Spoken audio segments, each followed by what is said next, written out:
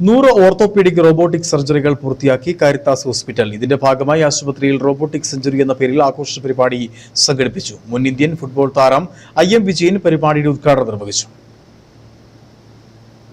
വളരെ കുറഞ്ഞ കാലയളവിനുള്ളിൽ 100 ഓർത്തോപീഡിക് ഇടുപ്പ് മുട്ട് റോബോട്ടിക് ശസ്ത്രക്രിയകൾ വിജയകരമായി പൂർത്തിയാക്കിയാണ് Caritas institute of advance orthopaedics and robotic hip and knee replacement centre അതുല്യ നേട്ടം കൈവരിച്ചത്.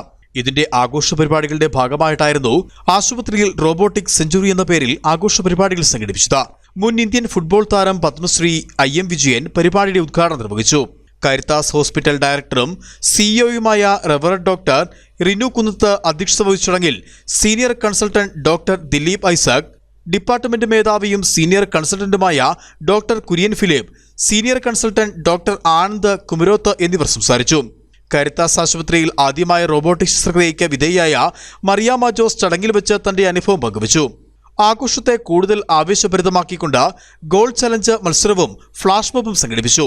കാരിത്താസ് ആശുപത്രിയുടെ ചുരുങ്ങിയ കാലയളവിലുള്ള ഈ നേട്ടം ഒരു കൂട്ടായ്മ പ്രവർത്തനത്തിന്റെയും ഓർത്തോപീഡിക് വിഭാഗത്തിലെ എല്ലാ ഡോക്ടർമാരുടെയും മറ്റ് നഴ്സിംഗ് ടെക്നിക്കൽ ജീവനക്കാരുടെയും ആത്മാർത്ഥമായ പ്രവർത്തനത്തിന്റെയും രോഗീ പരിചരണത്തിലെ മികവിന്റെ കൂടി ഫലമാണെന്നും കാരിത്താസ് ഹോസ്പിറ്റൽ ഡയറക്ടറും സിഇഒയുമായ റവറന്റ് ഡോക്ടർ ബിനു കുന്നത്ത് അഭിപ്രായപ്പെട്ടു.